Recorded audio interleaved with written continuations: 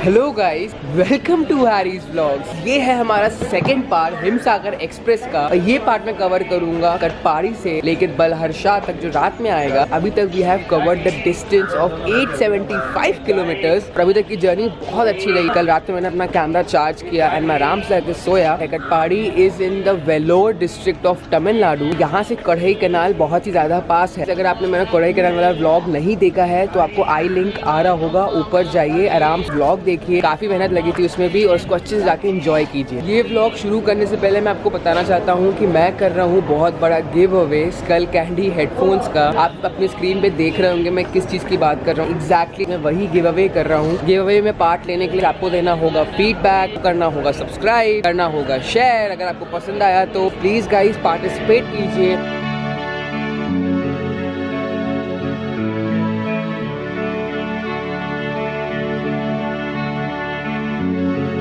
अभी हम लोग हैं 47 किलोमीटर्स बिफोर तिरुपति।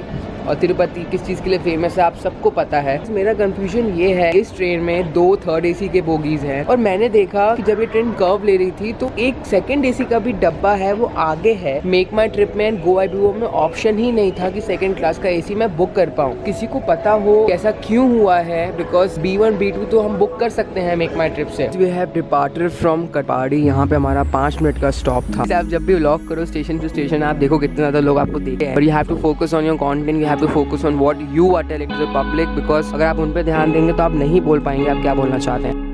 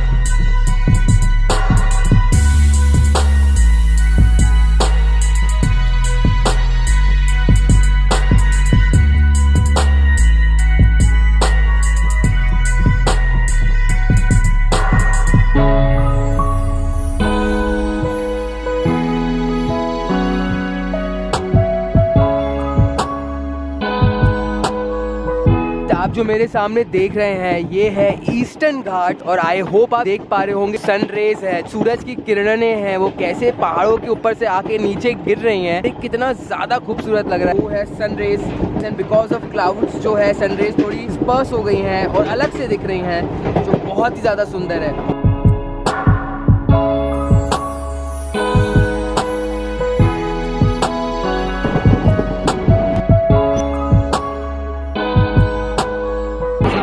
अभी हो रहा है 9:19। हम आ चुके हैं Tirupati main station. This is the spiritual capital of Andhra Pradesh, situated at the foot of Eastern Ghats. It is famous for its Tirumala Venkateswara temple जो कि काफी ज्यादा फेमस है। आप लोग में से भी कई लोग कई बार यहाँ पे आए हों। अभी तक हम कवर कर चुके हैं 980 किलोमीटर्स और अभी बहुत ही ज्यादा हमको और कवर करना है। चलिए अब मैं आपको आगे लेके चलता हूँ।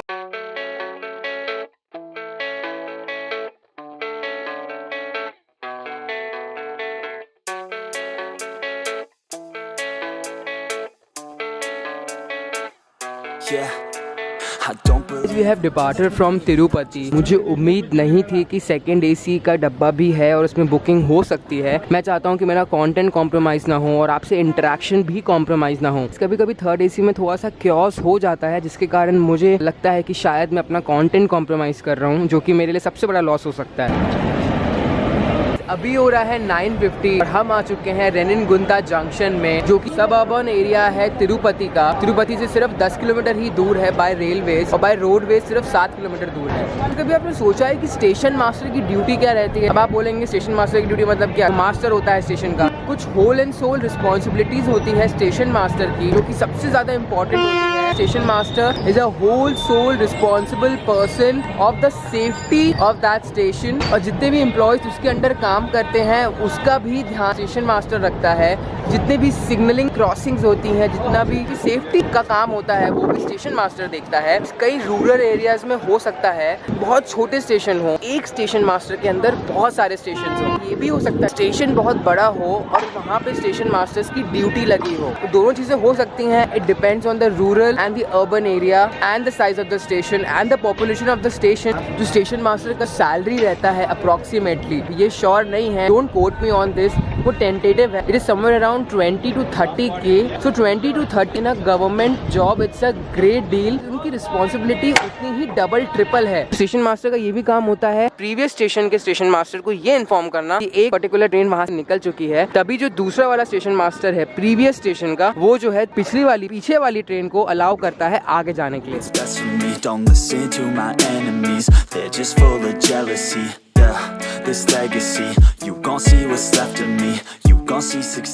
अभी हो रहा है 10:09। We have departed from Renigunta. अब हम मिलेंगे नेल्लौर में। हम कनेक्ट होने वाले हैं चेन्नई दिल्ली वाली लाइन पे। आप बोल सकते हो कि कल से लेके आज तक हम जो है साउथ ही घूम रहे थे, कभी लेफ्ट कभी राइट, कभी वेस्टर्न कोस्ट कभी ईस्टर्न कोस्ट, कभी वेस्टर्न घाट्स कभी ईस्टर्न घाट। अब जो है जाके हम मेन लाइन में कनेक्ट होंगे जो जा रहा है towards Delhi.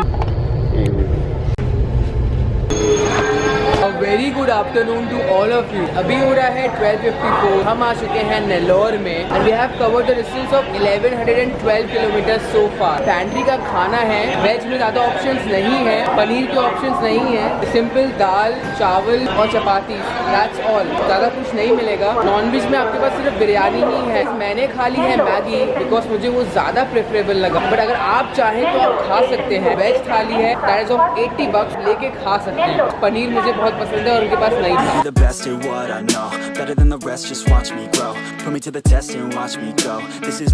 We have departed from Nellore, main Chennai Delhi वाली लाइन पे आ चुके हैं। यहाँ से हमारा जो रन है वो 110 किलोमीटर पर आवर का है। चलने में तो काफी ट्रेन अच्छी है, ये प्रायोरिटी के मामले में थोड़ी बेकार लगी मुझे। और अब मैं आपको मिलूंगा विजयवाड़ा में। मैंने यहाँ पे टेक की बातें इसलिए नहीं की बिकॉज 1 मिनट का स्टॉप था, तो 1 मिनट में ज्यादा बातें मैं नहीं कर सकता था आप लोग से। See you there.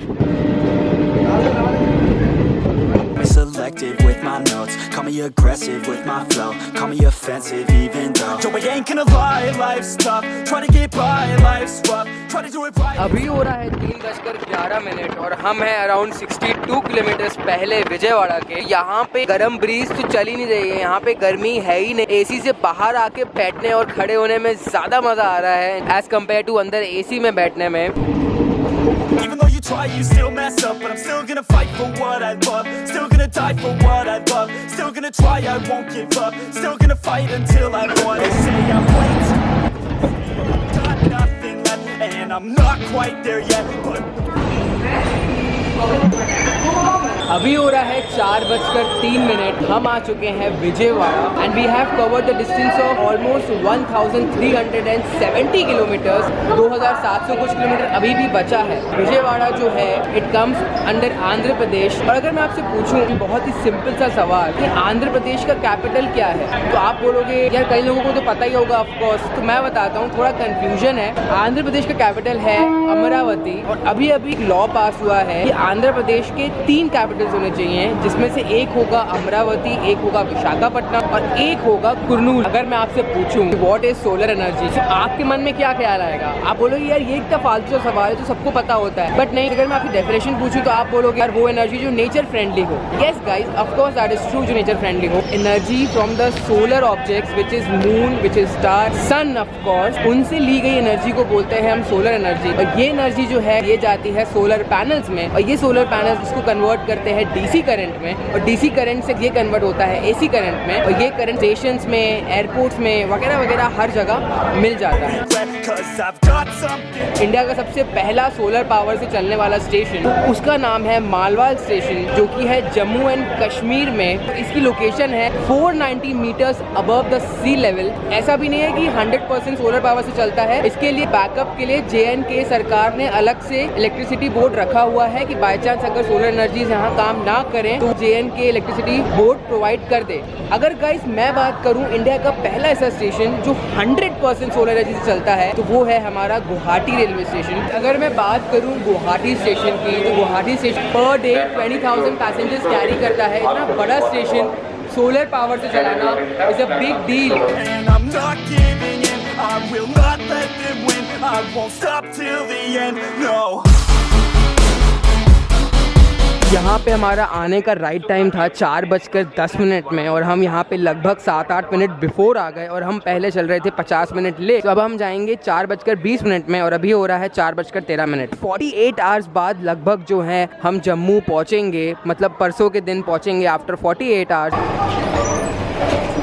तो अगर आप लोग कभी भी विजयवाड़ा आते हैं या आपकी ट्रेन का यहाँ 10 मिनट का हॉल्ट है, प्लीज़ यहाँ से जूस पीना ना भूलिए। मैंने लिया है पाइनएप्पल और ऑरेंज जूस मिक्स, सिर्फ 25 रुपए का, एंड बिलीव मी बहुत अच्छा, बहुत फ्रेश है। प्लीज़ कभी भी यहाँ पे जूस पीना ना भूलिए। अभी हो रहा है 4:22 and we have departed from Vijayawada. अब मैं आपसे मिलता हूँ वारंगल में, जो कि आएगा शाम को 7:30 बजे के करीब। उसके पहले जो स्टेशन है वहाँ पे सिर्फ 2 मिनट का हॉल्ट है और वहाँ पे मैं आपसे ज़्यादा बातें नहीं कर सकता हूँ।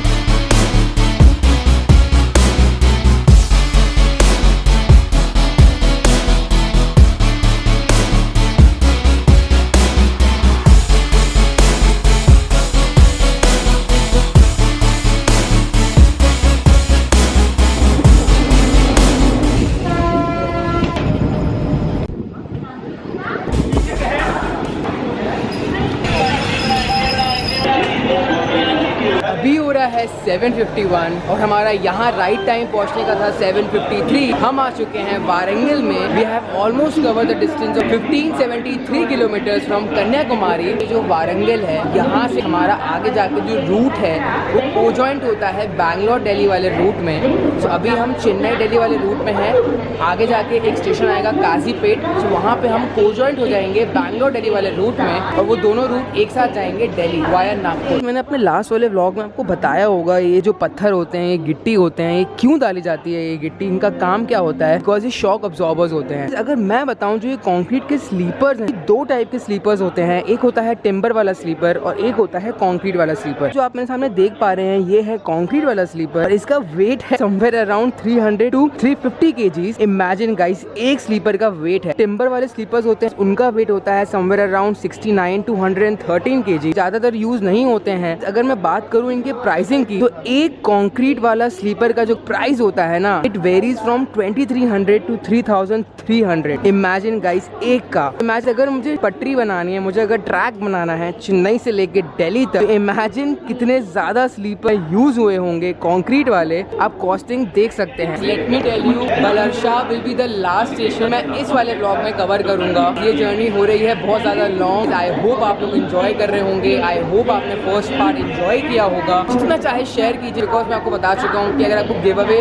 कॉन्टेस्ट में पार्ट लेना है तो आपको शेयर, लाइक, सब्सक्राइब तो करना ही पड़ेगा। अपने फीडबैक कमेंट्स में देने ही पड़ेंगे। एंड ट्रेन चल पड़ी। शिट, अरे ट्रेन की स्पीड पर चल रही है भाई, चलना। देखा आपने, मैंने ध्यान नहीं दिया, वो ट्रेन चल पड़ी। मुझको एक्चुअली हॉर्न की आवाज़ बिल्कुल नहीं आई और पता नहीं कैसे शुरू हो गई। So we have departed from Warangal और हमारा अगला स्टॉप जो कि मैं कवर करने वाला हूँ दैट विल बी बलहरशाह, जो रात में आएगा 11:30 बजे। हम समाप्ति करेंगे इस वाले ब्लॉग की वहाँ पे और अगले ब्लॉग की हम शुरुआत करेंगे भोपाल में। जो इस ट्रेन का एक्सीलरेशन है वो काफ़ी ज़्यादा तेज़ है, बिकॉज इस ट्रेन में कोचेस काफ़ी कम लगते हैं, तो मे भी इसीलिए काफ़ी ज़्यादा तेज़ एक्सीलरेशन है, बहुत जल्दी स्पीड पकड़ती है। अभी हो रहा है 9:26 और हम आ चुके हैं रामागुंडम में। आ तो चुके हैं, अब हम डिपार्ट भी कर चुके हैं यहाँ से। मेरा था कि मैं ये सेशन नहीं कवर करने वाला था, मुझे लगा कि मैं काफ़ी देर से अंदर बैठा हूँ तो मैं आ गया ये कवर करने के लिए। मैं आपसे मिलता हूँ बलहरशाह में, आपसे सी ऑफ करूँगा फॉर दिस व्लॉग।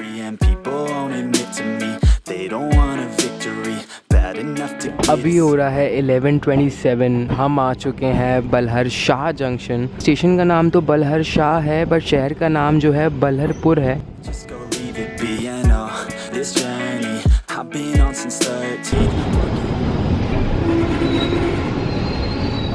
अभी हो रहा है 11:27। हम आ चुके हैं Balharshah junction. Almost covered the distance of 1817 kilometres.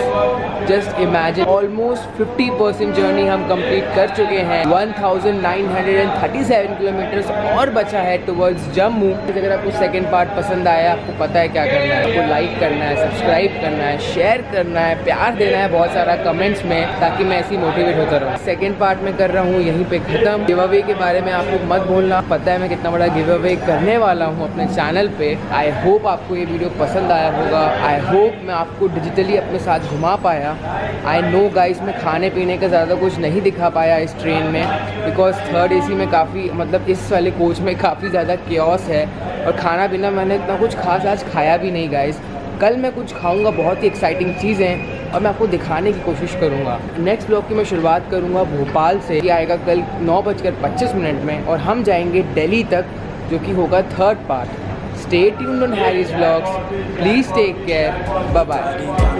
No, I'm not okay, I just wanna be something. I don't wanna be nothing, living all alone. No, I'm not alright, I'm just barely getting